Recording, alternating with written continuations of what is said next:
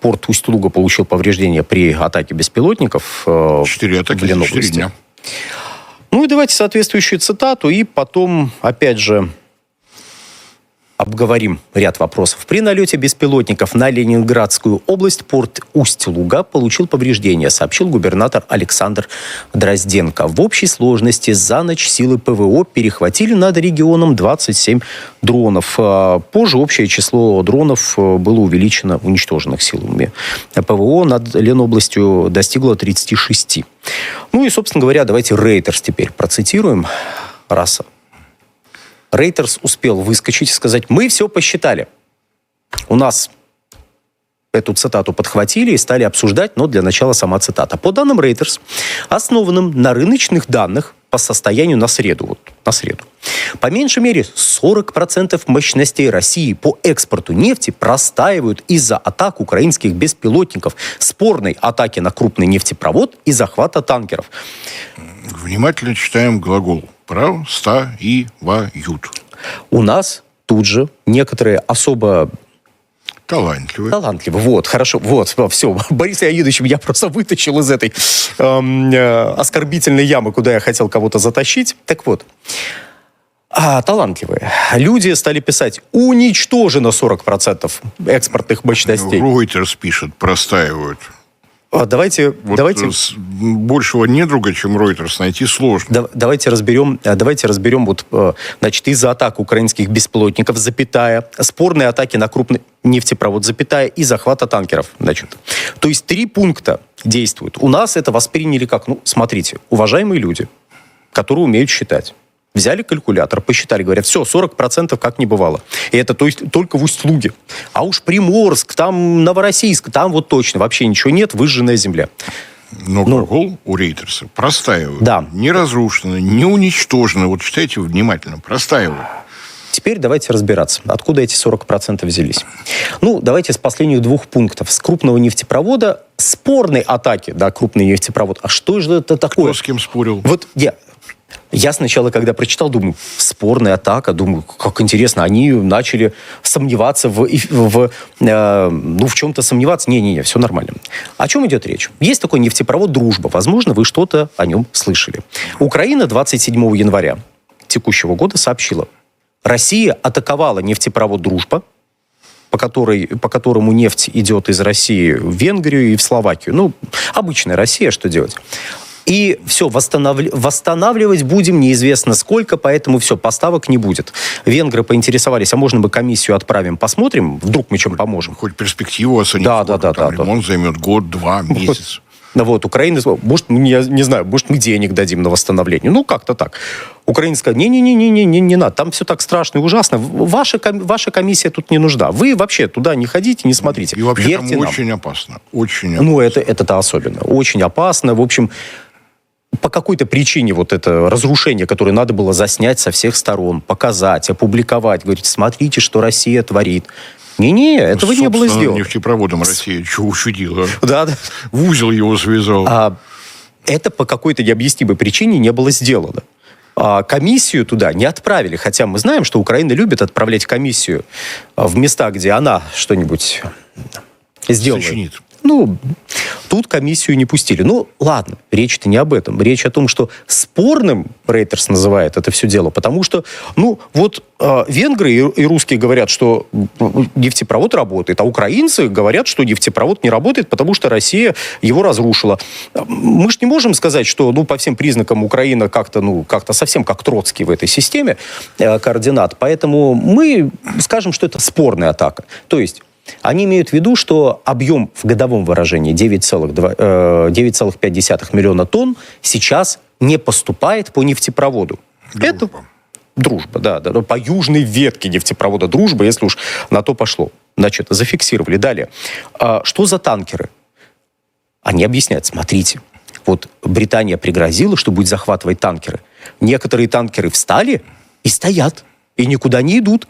Потом, правда, уже на следующий день или через день после того, как эта новость про 40% появились сообщения, что танкеры просто перестали заходить в британские воды и огибают по широкой дуге. Это ладно. Просто не заходят и обходят совершенно по другим маршрутам.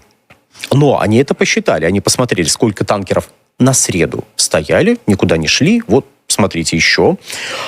И, кроме того, берем и добавляем туда атаки. Берем мощность порта, прикидываем, знаете, вот это, нос, палец, потолок, и вот получается 40%. Почему простаивающие мощности по нефтепроводу «Дружба» вдруг неожиданно... Сейчас переформулирую. Смотрите, раньше те же люди рассказывали, русские перенаправили эту нефть и пытаются поставлять ее морем. Теперь, оказывается, просто не поставляют, вычеркиваем. Танкеры, вот они стоят, видимо, дальше никуда не пойдут. Вычеркиваем. Живут они тут. Живут они тут. Усть-Луга, Приморск, вычеркиваем всех. Ну, то есть 40% это такая залипуха, простите за низкий слог, который, было бы стыдно опубликовать, но у вас эксклюзив. Вы взяли, посчитали, объяснили, как вы это посчитали. Сторонняя аудитория смотрит, мама рудная, 40%. Наши смотрят и в заголовок. Все уничтожено, все разрушено. Выжженная земля, какой ужас. Рейтерс посчитали. Вот так примерно посчитали. Но это к вопросу. Но даже Рейтерс не говорит о том, что это разрушено. Слово написано, простаивают. Если вы перепечатываете чужой текст, не меняйте глаголы. Подскажите, какая судьба у портов Усть-Луги и Приморске, Ленобласти? Ощущение, что их просто уничтожают. Если там...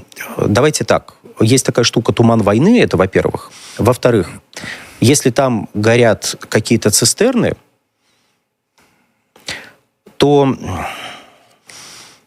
Я вот пытаюсь более мягкую формулировку подобрать. Горят цистерны очень ярко, но это не означает, что порты уничтожены. Давайте так. И текущая ситуация, она заставляет, конечно, задаться вопросом в стиле, вот, например, Иран, когда пригрозили, что сейчас будут наносить удары по его нефтедобывающим и газодобывающим и газоперерабатывающим мощностям, четко обозначил, по каким объектам на территории сопредельных стран, которые в этом будут участвовать, нанесет удар. И, что характерно, нанес. Но мы таких вопросов задавать не будем, таких параллелей проводить не будем. Просто дух Анкориджа, возможно, что-то еще. В общем, мы сейчас отложим этот вопрос куда-то в долгий ящик и предположим, что просто усилят ПВО на этом направлении, что, собственно говоря, видимо, будет сделано. Текущие разрушения, вызванные, скорее всего, недостаточным уровнем защиты, защиту усилят, и таких спецэффектов на этом направлении больше не будет. Сейчас, нужно будет восстановить то, что было разрушено. Что было разрушено, извините, конкретной информации нет. Да и, собственно говоря... Да и вряд ли будет. Но мы зато сможем косвенным образом оценить последствия, посмотрев в течение месяца, как будут меняться поставки морем нашей нефти. Не мы будем публиковать, не мы, Российская Федерация, будем публиковать эти данные, не мы ни в коем случае. Эти данные будет публиковать Bloomberg, потому что мы себе запретили публиковать нашу статистику. Ее публикует Bloomberg, вот у него и посмотрим. У Рейтерса посмотрим. Это обязательно, да. А потом наши СМИ возьмут и скажут, ребята, все так плохо, все ужасно. А с чем вы сравнивали? Да ни с чем, просто у них написано, что все ужасно. А если мы напишем не просто ужас, а ужас-ужас, то нас будут читать и обсуждать. Вот, заметьте, мы уже довольно продолжительный период времени обсуждаем про эти 40%, которые на этой неделе у нас возникли. У Рейтерса простаивают, у многих наших СМИ, блогеров уничтожены. А это же одно и то же. Понимаете, танкер стоит, и танкер... это же одно и то же, ребят. А теперь давайте про моторное топливо. Вот мы про это все проговорили. Да, последнее. Очень неприятные, конечно, новости по Приморску и Усть-Луге, безусловно. Но это повод скорее усилить защиту портовых мощностей, а не впадать в панические настроения. Так что давайте перейдем к моторному топливу. Тем более, что в области моторного топлива у нас люди тоже успели попереживать. И давайте первую картинку. Первую буквально табличку выведем на экран. Да, вот и она. Привычную для нашей передачи. Да, наша любимая. Да, Санкт-Петербургская международная товарно-сырьевая биржа.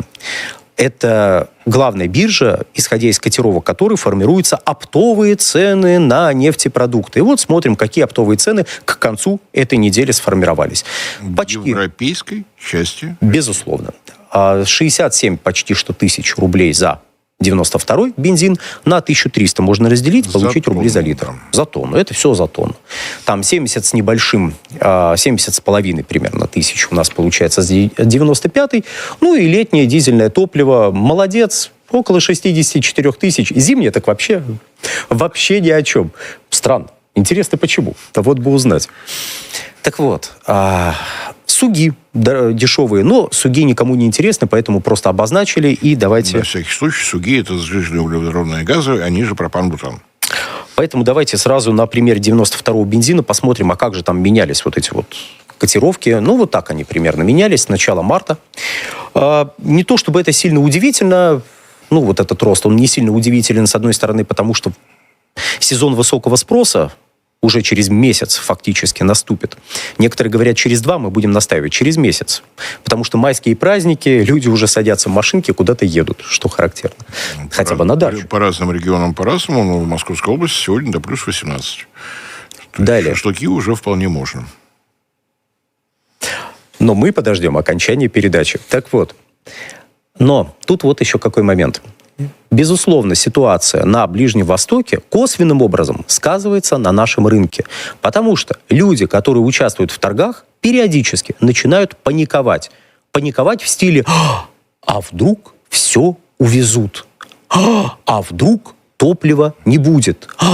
Куда-то прилетело». Я буквально сегодня уничтожен завод «Янос». Думаю, вы озверели, что ли? И люди на полном серьезе обсуждают, как... То есть что-то туда прилетело, какие-то новости по этому поводу пошли по соцсетям. Все-таки, все понятно. Все, завода больше нет. Если так подходить, то у нас с 23-го года несколько раз все заводы просто в ноль были уничтожены где-то на страницах Bloomberg и Reuters. И у нас в соцсетях тоже люди подхватывают.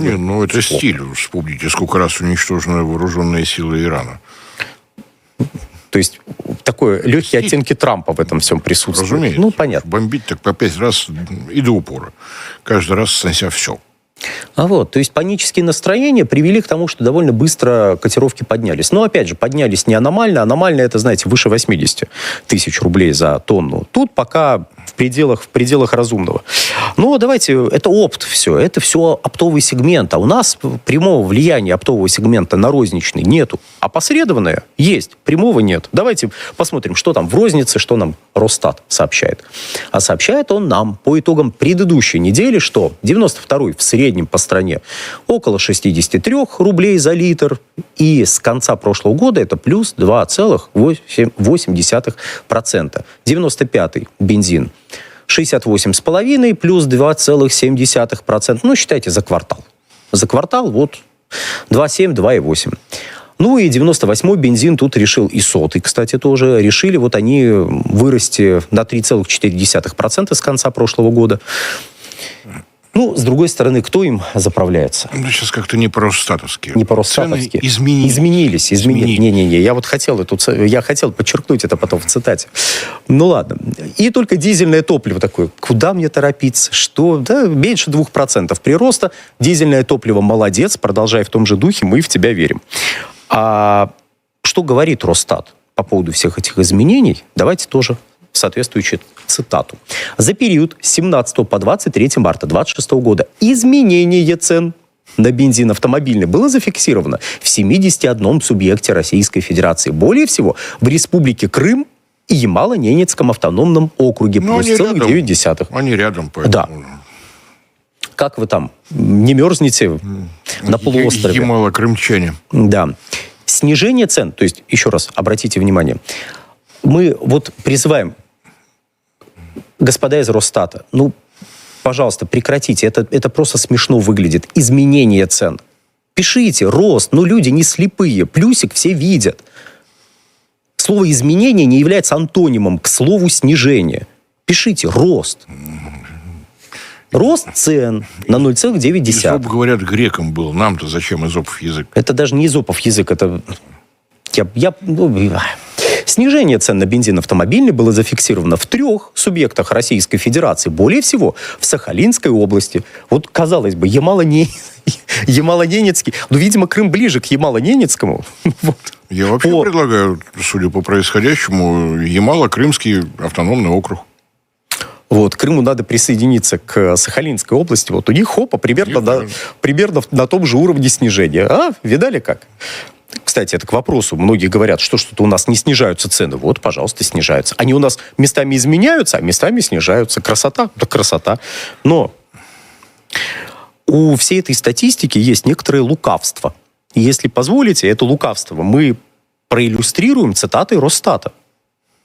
На наблюдаемых АЗС в Москве бензин марки АИ-92 можно было приобрести по цене от 61,39 до 64,77 рубля. Марка 95, значит, 67,59 до 74,49 рубля. И 98 и выше от 91,5 до 98 рублей за литр. Смотрите, тут какой момент? Вот этот разброс превращается в некое среднее арифметическое, которое не дает никакого представления, по большому счету, потребителю, что там творится на рынке. Потому что, посмотрим на 95-й. Как-то разброс от 67,59 копеек, 67 рублей 59 копеек, до 74 рублей 49 копеек. Это что за разброс? Да очень простой разброс. Есть ординарный 95-й, есть премиальный 95-й. На разных заправках там немножечко отличается цена. И вот мы получаем, что... а в среднем, понимаете, вот здесь вот у нас капуста, здесь у нас мясо, а в среднем голубцы. И разброс так, если в процентах, если берем 67,59 за 100%, то плюс-минус 10%. Нормально. Мы посчитали. Да? Два лаптя по карте. Считай, даже больше 10%. Это мы сейчас...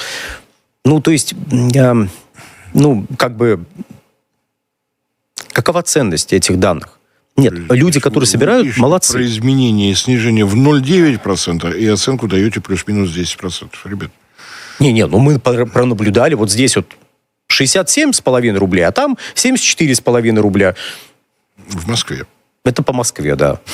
Нет, я думаю, где-нибудь в Крыму, в этом отдаленном, холодном, мрачном Крыму, который...